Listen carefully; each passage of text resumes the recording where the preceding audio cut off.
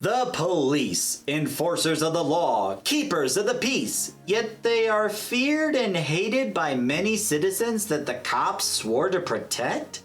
Wait, what? Yeah, didn't you know? For every one article about a police officer doing something good for autistics, there are probably 3 more reports of an officer doing something bad, like arresting or hurting an autistic for no good reason. Well, hold on a minute. There might be more to this situation than meets the eye.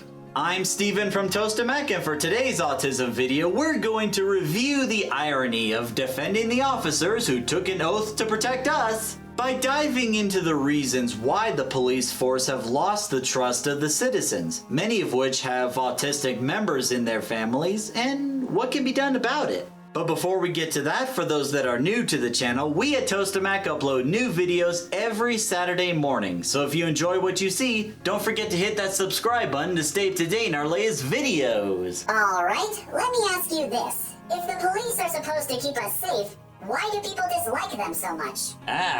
Getting right into the thick of it, are we? Well, strap yourselves in. This could get a little rocky. While it is the job of the police to uphold the law, catch the bad guy, and keep the peace, we have to remember that at the end of the day, they are still human like us. Some of us do things by the book, some prefer to follow their own code, and some desire to take advantage of their position to benefit only themselves. Throughout the decades, we have seen various news reports and cases about corruption and wrongdoings within the police task force. From law enforcers abusing their power to hurt the innocent, to even cops mishandling a situation involving different races, gender, and/or mental disabilities, taking the situation to where it never should have went. Because of these unfortunate events, the police force have lost a great deal of trust from the citizens that reside here. The fact that those in charge are now making it mandatory for cops to wear operational body cams so that they can see what really happened further illustrates this proof. And although we need something to keep those in the task force from bringing harm to those who don't deserve it, we must also remember not to vilify or demonize every single police officer. One bad cop's action should not reflect on the rest of the police force, much like the robotic acting of a certain someone should not represent how all autistics behave. Looking at you, Sean Murphy!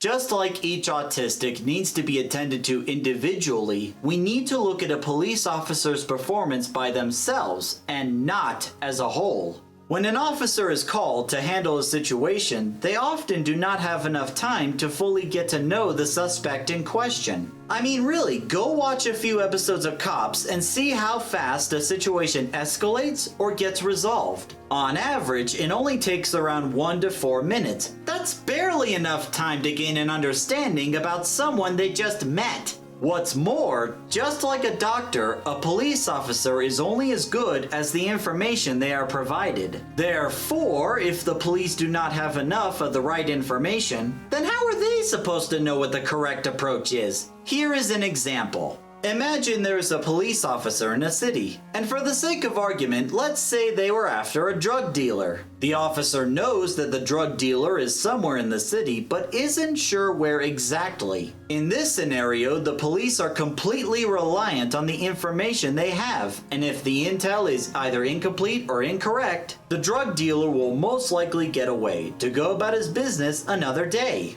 As you can see, there is a lot more to being a police officer than just hurting people. There are a plethora of factors to take into account. So at the very least, we need to give the police force a chance.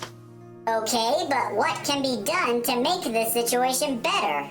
While I might not have the exact solution to the problem, I do have an idea that can give us a start. Before you can go fix a problem, you must first be aware of it. With that said, one thing the police departments can do is provide annual mandatory classes going over how to handle individuals with disabilities with an emphasis on being patient. From there, they can do exercises where officers can practice different scenarios involving those with disabilities. It's not perfect, and it's not the best laid out plan, but it's a start. And you can't get to the end without knowing where to begin. Remember, the police are there to help you. And if by the off chance an officer is doing something wrong, you can call a different one. But at the very least, we need to give the police a chance. And that's about it. A different perspective about the situation involving the police and what can be done about it. I hope you enjoyed this video, but what do you think? Do you agree or disagree with what I said? Was there something I left out? What's your experience with the police? Let us know in the comments down below. Let's start a conversation here.